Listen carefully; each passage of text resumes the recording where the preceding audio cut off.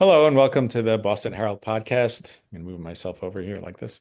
Um, uh, um, Today we have two special guests, two people who are REM fans, and they went down to Athens, Georgia, to see a special show that had a mini REM reunion, and we're going to talk a little bit about it while it's still fresh in their memory.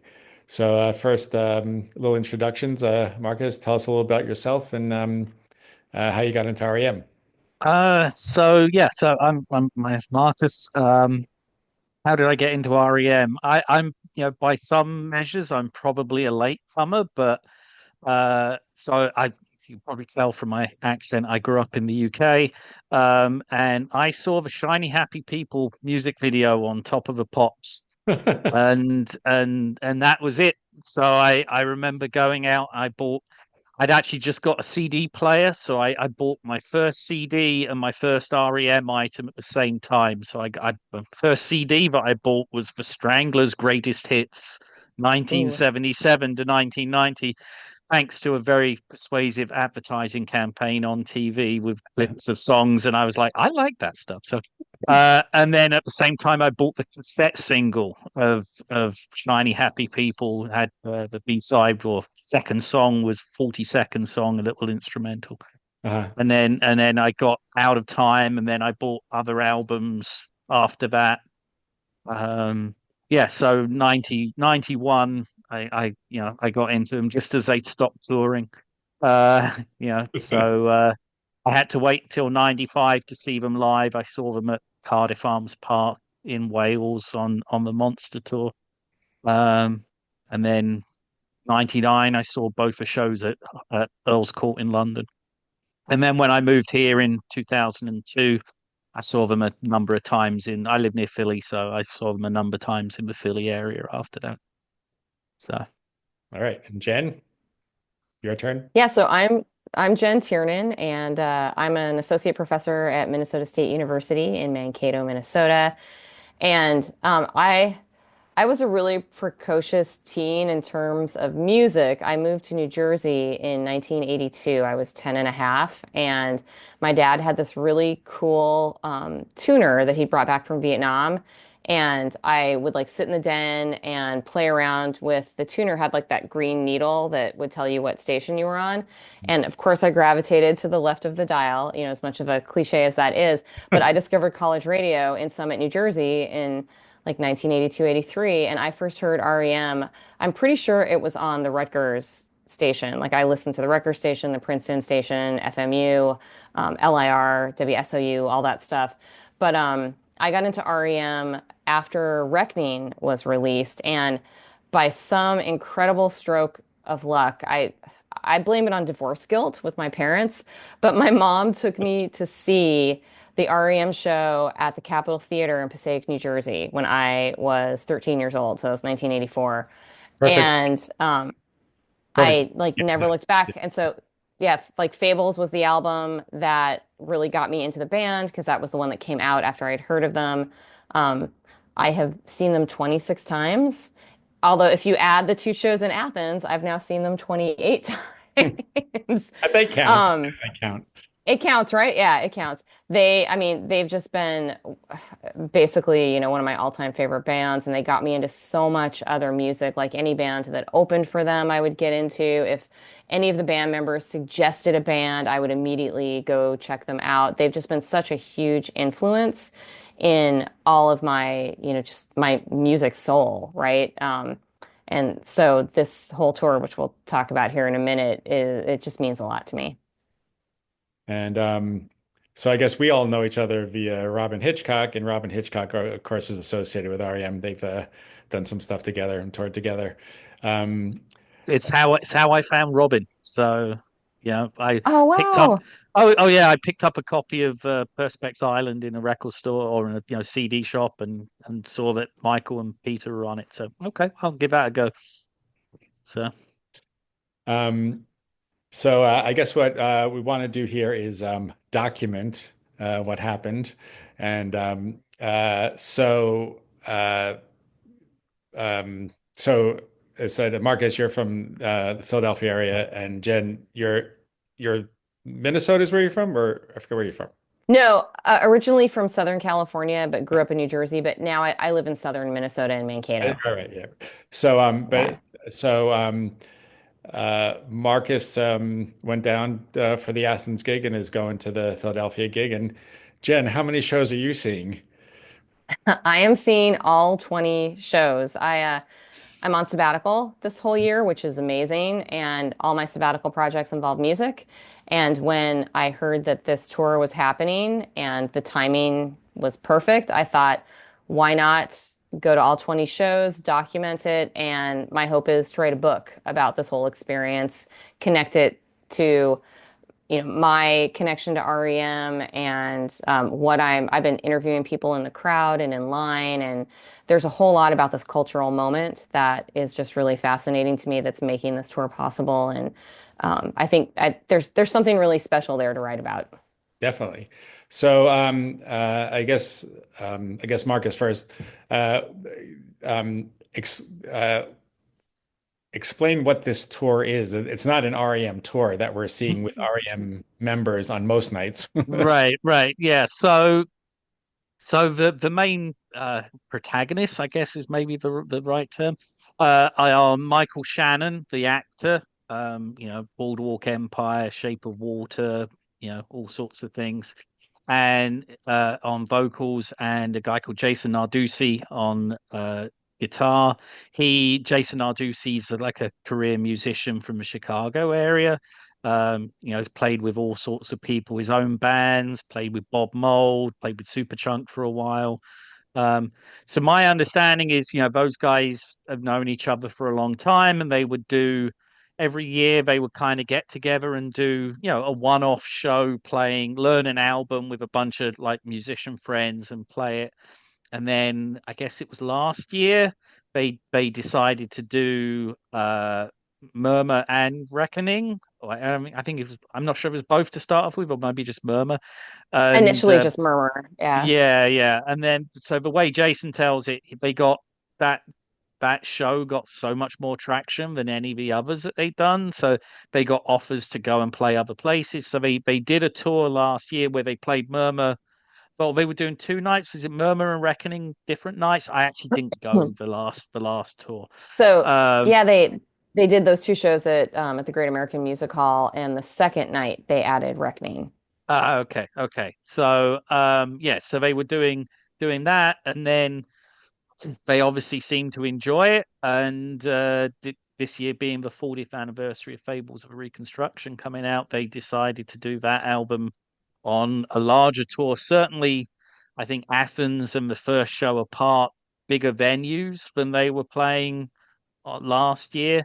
And now it's also expanded. They're going over to and playing shows in England and Ireland in the next few months as well. So it's kind of really taken off. So, but it's all Chicago area guys. So it's Michael Shannon on vocals, Jason Narducci, or mostly Chicago area guys. Jason Narducci on guitar, Dag Julin on guitar, who was in Poi Dog Pondering for some time.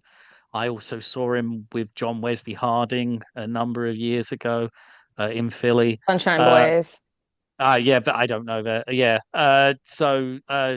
Crack drummer for hire John Worster on drums. Yeah, the Grand Who's Association. plays with Jason in the Bob Mould band. When they both played in Superchunk. And based on this Mountain tour Goats. is, yeah, Mountain Goats as well. Yeah. Based on this tour is John Stirratt from Wilco. So he didn't play last year, and he's not going to Europe as well. I don't think, from what I've Ted seen on his. Leo is playing bass in Europe. Yeah, yeah, I did see that. Hmm. And a keyboard player who I don't know. Like I had to look up who he is. I think he's like a Vijay, producer. yeah. Yeah, yeah, he's like a producer and stuff in Chicago. So And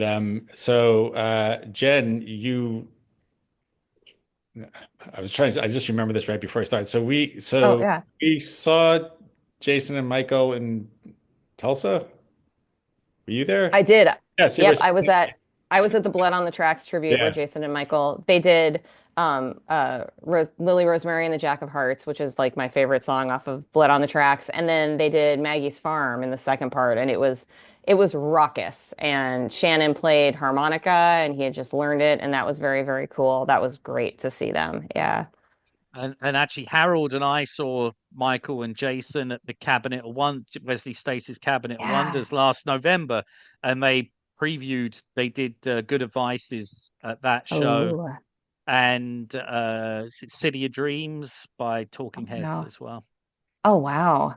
So it's Yeah, all That's connected. It's excellent. all connected. So I feel like I've yeah, seen that I know you guys and you know them and we know each other and yeah.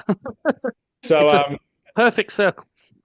all right. So uh I guess so I want to get to the actual shows in Athens and what that was like. And did you have trouble getting tickets or did you just get tickets immediately or how'd that So work? I have this piece of paper when I decided to do this project where I wrote down every show, the date of the presale and the presale code and what time everything went on sale. And the Athens shows I was worried about. And so I had friends who also went. My friend Kim was there, my friend Monica was there, my friend Kate was there, and we coordinated. And we were all online at the same time, and we were texting as things were happening to make sure that we were getting tickets for each show. It felt more stressful this time around than the Murmur Tour, I would say. I don't know if you had the same experience, Marcus. I actually didn't buy the ticket, so I had no problem at all. So I went with my best friend from college. So I met my friend Alex at college in the UK. He's British as well, but he's ended up living over here, and we met through REM. So back in the old internet days, there was the use group rec.music.rem, and I saw that he posted on there with a University of Sussex email address. So Oh. I emailed him and basically arranged a blind date with him, like literally told him where I'll be and what I'd be wearing, and that was like 1994. So, and we've been best friends ever since. He moved here in about 2000. I moved here in 2002. He lives in Phoenix. Mhm. I live near Philadelphia, so we don't see each other very often. But we'd actually we'd always planned to go to Athens, like ever since we met, and we'd never gone, even though we'd lived here for donkey's years. And we actually had a trip booked in 2000 in 2020. Sorry. Mm. We were going to go down for what would be the 40th anniversary of the first REM show, even though nothing was planned. And then obviously COVID happened and that got cancelled, so we never went. So when this came up, he was like, "We should go." I'm like, "Yeah." So he got the tickets. So he had some problems, including apparently his wife. He was trying multiple credit cards, and his wife thought it was like a fraudulent charge, and Oh no. almost cancelled the one that went through. But so yeah, I think he had a bit of a struggle to get them, but yeah, he managed to get us two tickets for each for both nights. So Me too. Um, and so and members of REM showing up at this was some of them have appeared previously, right? Yeah, for the Murmur tour when they played in Athens, um, all four members were there. Hmm. But Michael Stipe only got on stage at the very end. He did not sing. He thanked the band and just talked briefly. But Bill Berry played keyboards, and Mike Mills and Peter Buck, Mills sang and Buck played guitar. So it was close to a reunion. And, I knew that there would be so much anticipation going into these shows because, of course, everyone's thinking they're going to show up again. And will Michael Stipe sing? And as we all know, that's exactly what happened, and it was pretty magical. All right, so take us through the show itself, Oh. what was happening, from the beginning, basically what happened and how did they show up and so on. so I was going to say let me I so Yeah. yeah, Jen didn't do this, but my friend Alex and I actually went to a show before the 40 Watt show. So the singer musician guitarist Kevin Kinney was playing a small show at a hotel in Athens, which was billed as Kevin Kinney and Friends, and those Right. friends were Lenny Kaye of the Patti Smith Group and Peter Buck. So we went to that show, which was scheduled to start earlier, and Mike Mills appeared at that show. Oh, I didn't know. So, Cool. oh yeah, yeah. So he came up and sang and played bass on one song or two songs, I think, at the end of that show. So we left that show immediately and hot-footed it to the 40 Watt Club. It's about like a little 10-minute walk from there. So with those two guys being, we thought it was pretty certain that those two guys were at least going to play. Bill and Michael were obviously a bit more of a wild card, but I'll let Jen take it from here. So Yeah. So like here's my notebook, which has I've been writing notes every night for all the shows. And Are you writing them at the time, or are you waiting? yes, I'm writing them I at the end. Like my I saw handwriting her is do it. my handwriting is kind of atrocious because when you're writing in the dark and very fast. But so the first night of the two nights in Athens, Mike Mills came up on stage for Strange. So the band plays all of Fables through, and you don't really see the members of REM. Although Bill Berry popped out on stage briefly to hug his son Owen, and so before the show, and everyone got very excited. But yeah, Mike Mills kind of started it off and sang the lyrics for Strange, and then he's sang on A Million, and at this point, everyone who's looking sort of off to the side of the stage in the back can see that everybody's back there. And when Michael Stipe showed up, or when people noticed he was back there, it was like this electric circuit that went through the crowd. Everyone knew, everyone got so excited.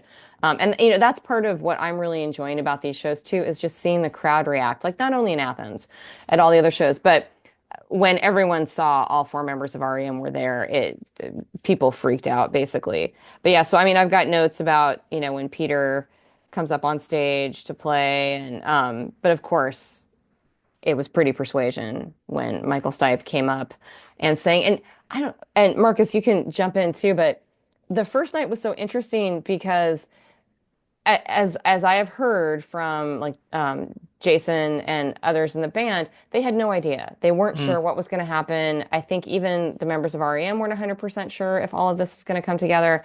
And so when Stipe got up on stage, Shannon's mic was still kind of on and up, and he was singing as well on lead, and then Stipe was singing, but there were points when Shannon was kind of singing over Stipe, and I don't think on purpose, but it was so impromptu, even though everyone was thinking about it, that first night was just, it was so interesting. I think everyone was a little tense, not in a bad way, but just, how's this all going to go down? What are we doing? And I feel like the second night, Michael Stipe was so much more into it. It felt, not that night one wasn't joyous, but it just felt more like a celebration to me on night two. Yeah, Marcus, what were your thoughts on that? Yeah, so I feel bad, correct. So Bill Berry was actually the first Oh, person to that's appear right. That's because right. He he did. You're right. Sorry. Yeah. yeah, yeah, yeah. So on the first night, so because we got there late, so Jen was down the front, Yes, but my friend Alex and I, we actually came in. We missed feeling gravity's pull, and we came in halfway through Maps and Legends. that's right. So we were about, at the back of the main crowd. We were able to get a little bit further forward. So I couldn't see the side of stage where the VIP area was. I had no Oh, idea. No clue at all. So yeah, so they come up to do Wendell G, the last song on that's right. Fables. And I'm looking at Uh, my notes right now, and yeah, yes, yeah, I'm like, yeah, of course, yeah. Bill Berry came yeah. out, and there And was a great discussion. Bill Berry comes out and plays drums on Wendell G. So I like, you know, Yeah. I feel like I want to hug Bill Berry every time I see him. So of the four guys, he's not the eldest, but he's obviously has the most well documented previous health issues Right. from 95. So he definitely seems the most frail of the. I don't know if frail is really the right word, but he doesn't have the Adam that the other three have. So to see him get up there and play drums was Yeah. I didn't cry, but I was emotional. Like I haven't seen There him were play people drum. crying. Yeah, yeah, I'm not surprised. Like I haven't seen, I only got to see REM with Bill Berry once, that first show in '95. Every other time it was just, the addition the other drummers. Um, so yeah, to see Bill come up was fantastic. And then yeah, so before Pretty One of the Persuasion, things I loved about uh, that too, let me just quickly say, I love that, Worcester gets out from behind the drum kit, right. which was tricky, right? Michael Yeah, Shannon yeah, talked about how there was almost a near fatality, haha, right? But Worcester standing behind Vijay, behind the keyboard with the yeah. tambourine, just looking so happy, had his eyes closed for most of the time, playing that tambourine, just like everyone was just in their element and enjoying the moment. And Well, that was a visual that I will never forget. yeah, John Worstrom's such a documented REM fan. Like, he was he's a local Philly boy. He grew up outside of Philadelphia. He saw REM open for the Police in Philadelphia at Veteran Stadium, I think it was back then. So yeah, he himself is such a huge REM fan that he played on one of their Christmas singles as well. Yeah, But yeah, for him, I think it's just a thrill for him to see Bill Berry play, and like he's been walking in his shoes, as it were. absolutely. Yeah. So yeah, so when Michael first came up on stage, Michael Stipe, Pete Buck was already on stage. He'd been playing beforehand, so it was just to start off with. It was just Peter and Yep. Michael. And then after, the opening, I don't know, 10, 15 seconds, Mike Mills comes bounding onto the stage and runs up to a microphone and starts playing. And then probably about halfway through the song, you kind of saw Bill come up on stage and very kind of like almost nervous, but like not Yes. wanting to impose himself. Like he squeezes round the back of VJ, the keyboard player, and grabs the tambourine, and he's kind of stood towards the back of the stage, shaking the tambourine. And at one point, Michael steps back from the microphone. And he obviously like feels this presence kind of like behind him, and he turns around and just this he sees Bill, and like this smile lights up on his face, and he puts his arm around Bill's shoulder and kind of guides him a bit more towards the front of the stage. you know, yeah, I've got goosebumps now. I Yeah. literally have goosebumps. Yeah. It was more than I'd hoped for. Like, just to see all Absolutely. four of them on stage together. We like I say, we were further back, so you could get like a whole see the Panorama. whole scene, which was really good. Like, so I had one night towards the back, and the second night I was up front, like like third row behind where Jen Yeah. was. And but yeah, second night, Michael was on fire. He He was. really was. Like, so when he came up at the second time, obviously I think everyone, band included, knew that it was probably more of a planned thing the second night, but not totally planned, because Michael Shannon said to you could hear him say to Michael Stipe, "You're going to, okay, you can take lead." Like, I guess Yeah. Michael had whispered to him, or because they'd like huddled a little bit beforehand, but Michael wanted to take more of the lead, and yeah, he He was looked he into it. looked exuberant, I would Yeah, say. I mean, yes, and just yeah, like the way he held the microphone, like beating his yeah, chest, like yeah, I mean, yeah. it was amazing to watch. Yeah, it really was. And Bill, so the second night, Bill was up there from the Yep. beginning. He was more center stage. He was like between Michael Shannon and Mike Mills, and he's banging on the tambourine, big grin on his face, like, he was having the time of his life as Yeah, well. he was.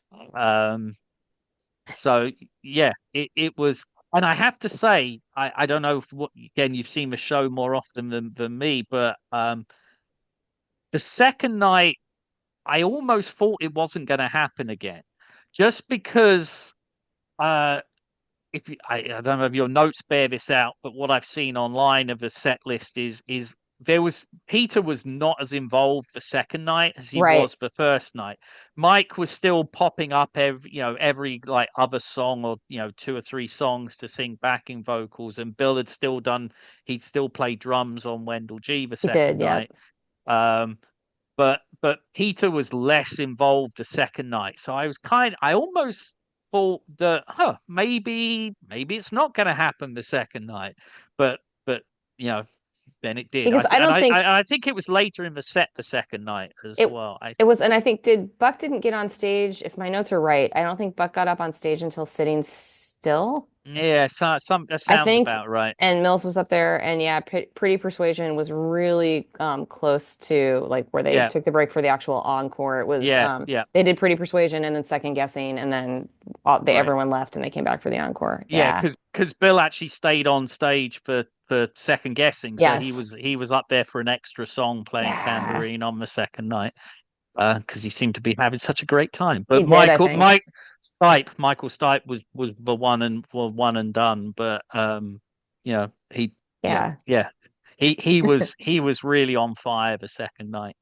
he So was. and to be 2 feet from him, 3 feet from him when he was doing it was I, because yeah, it I was I something couldn't else. believe my luck where I stood. I mean, he literally was right in front of me, like leaning Yeah, over me. yeah, I didn't even, I'm like, what is even happening? Like I yeah, didn't I yeah, I don't even it's hard to find words as somebody who, just loves this band so much and has been listening to them since I was literally like 13 years old. right. Um to have Michael Stipe right there and Yeah, then see the yeah, rest of the yeah. band was I was 16 in amazing. 91 when I came across them. So, and what also made it, I think, extra special for me, I was getting to see Athens, Georgia for the Yes. first time, seeing all of these plays. Like I've read, I think, every book that's available. Like I remember reading my first REM book, which was Remarks by Tony Oh, Fletcher. yeah. I got it one evening, and I stayed up all night and I read it cover to cover in one setting. So and actually on the Friday I'd taken an Athens music history tour with a guy called Paul Bachard. I keep saying his name wrong, Bachard, who was in the Side Effects, which is the band that also debuted the same night that REM debuted at the church in 1980. So he does these tours. So I'd been to see places that they played, places that they'd lived, photo locations, and You had on the the set. full experience. Yeah, I really went full. I went full Athens for like a 3 day period. It was. I've told multiple people since I got back. This past weekend has been one of the highlights of my life. Oh. It really has been. Yeah, and so not directly the reunion related, but on the second night they played Camera. The Shannon Narducci band played Camera, and for those that don't know, that song was written after one of their friends, Carol Levy, died in a car accident driving back from Atlanta to Athens.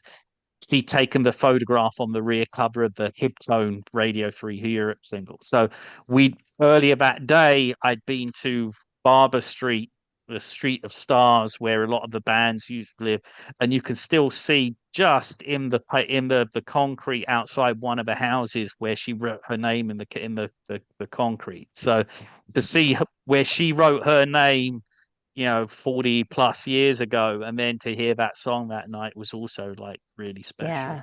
Okay, so we're going to take a little break because I'm running out of time on this thing. I realized Okay. we only get 20 minutes, so we're going to Sorry. take a little break. No, no, no, I'm glad. So I'm going to uh, end this. This will be end of part one, and I'm going to send you another link, and if you want to continue, we could continue. Yeah. Okay. Yeah. All right. Okay. All right.